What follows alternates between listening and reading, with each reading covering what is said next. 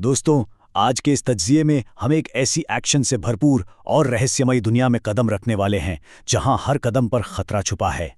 Shadow of the black cobra की कहानी तेज बारिश में भीगे कराची डॉकयार्ड से शुरू होती है और करप्शन के सबसे गहरे अंधेरों तक जाती है।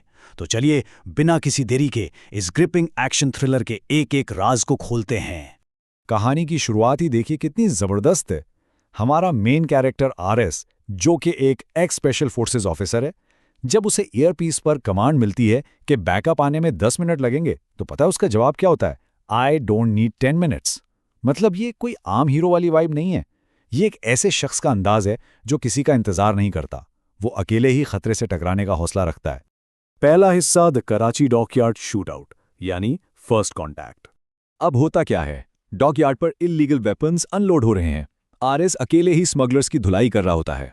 सब कुछ ठीक जा रहा है, दुश्मन गिर रहे हैं कि अचानक एक रेड स्नाइपर लेजर सीधा उसके सीने पर आकर रुकता है। Laser lock.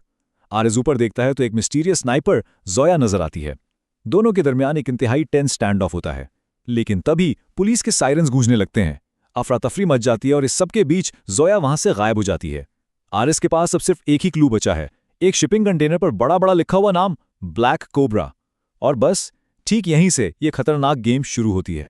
दूसरा हिस्सा मोटिव्स एंड शैडोज यानी द पर्सनल कॉस्ट। अब सवाल ये पैदा होता है कि एक एक्स स्पेशल फोर्सेस का बंदा आकर अपनी जान ऐसे खतरे में क्यों डाल रहा है।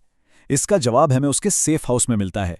दीवारों पर मैप्स लगे हैं, लेकिन सबसे अहम चीज उसके छोटे भाई हमजा की एक पुरानी तस्वीर।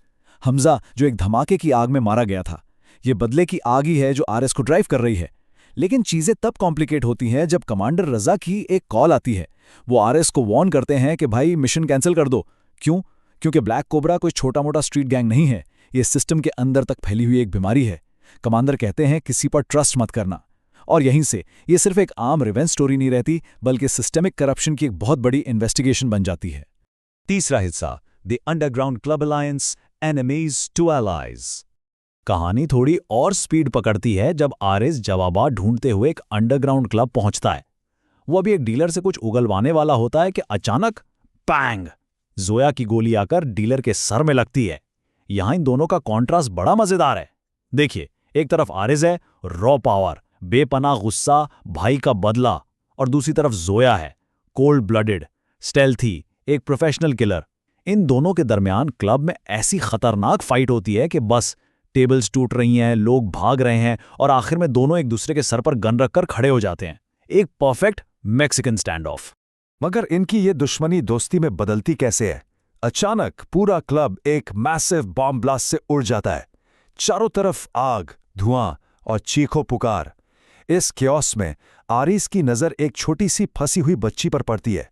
वो बिना अपने जान की परवाह किए आग में कूदता है और उस बच्ची को बचा लेता है। आरिस का ये सेल्फलेस हीरोइज्म देख के जोया को रियलाइज होता है कि वेट, ये बंदा बुरा इंसान नहीं है। और फिर वो दोनों समझ जाते हैं कि असल में उनका दुश्मन एक ही है। चौथा हिस्सा exposing the true monster, the unthinkable truth.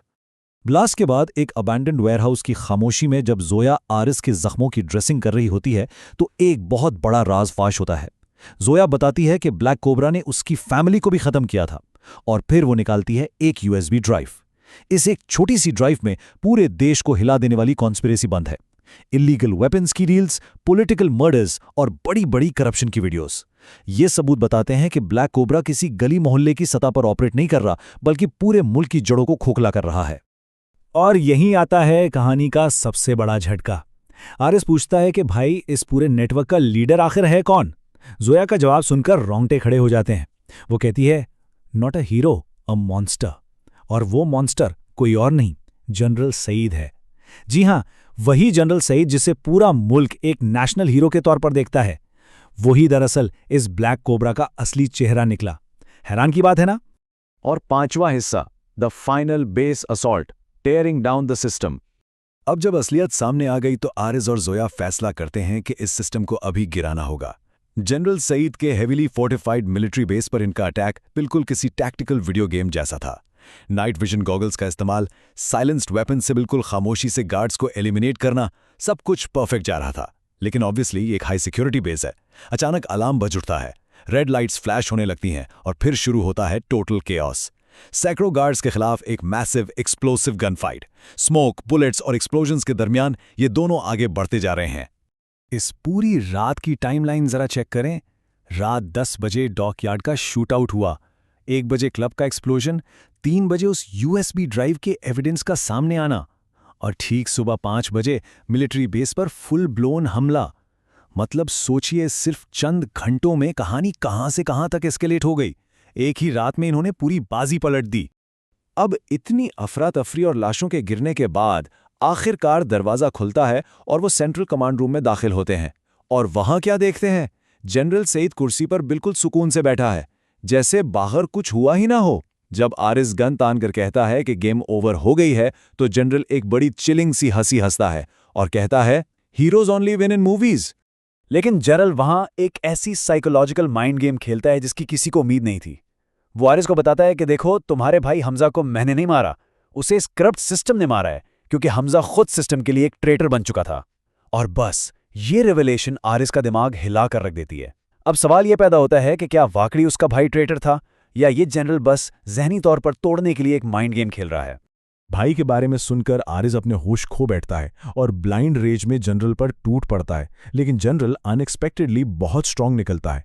एक brutal hand to hand fight शुरू होती है। इस फाइट के इमोशनल हाइज और लोज कमाल के हैं। एक पॉइंट पर जनरल को मौका मिलता है और वो जोया को गोली मार देता है। जोया के गिरते ही आरिस का गुस्सा आग की तरह भड़क उठता है। वो जनरल को जमीन पर गिराकर बुरी तरह पीटता है और आखिरकार जख्मी जोया अपना आखिरी जोर लगाकर ट्रिगर दबाती है और जनरल को मौत के घाट उतार देती है। सुबह की रोशनी होती है, अथॉरिटीज और कमांडर रजा वहां पहुंचते हैं। कमांडर रजा का मानना है कि चलो, जनरल मारा गया, मुल्क बच गया, सब ठीक हो गया। लेकिन क्या वाकई सब ठीक हो गया? असल हकीकत बहुत डार्क है। असलियत यह है कि जनरल सईद तो सिर्फ एक चेहरा था। वो करप्ट सिस्टम, वो शैडो नेटवर्क जिसके बारे में जनरल बात कर रहा था, वो अब भी शैडोज में पूरी तरह फंक्शनल और बिल्कुल सेफ है। और कहानी एक ऐसी नोट पर आकर खत्म होती है जो लिटरली रोंगटे खड़े कर दे। डेड जनरल के पास पड़ा फोन बजता है। दूसरी तरफ से एक अनजान आवाज आती है, ब्लैक कोबरा चैप्टर 2 एक्टिवेटेड। ये एंडिंग हमारे लिए एक बहुत बड़ा और डरावना सवाल छोड़ जाती है। क्या इतनी गहराई तक फैली हुई करप्शन को कभी मुकम्मल तौर पर खत्म किया जा सकता है, या एक चेहरा गिरने के बाद दूसरा चेहरा हमेशा उसकी जगह लेने के लिए तैयार रहता है? ये तज्जिया यहीं खत्म होता है, मगर यहाँ छुपे हुए सवालात हमें बहुत देर तक सोचना पर मजबूर करेंगे।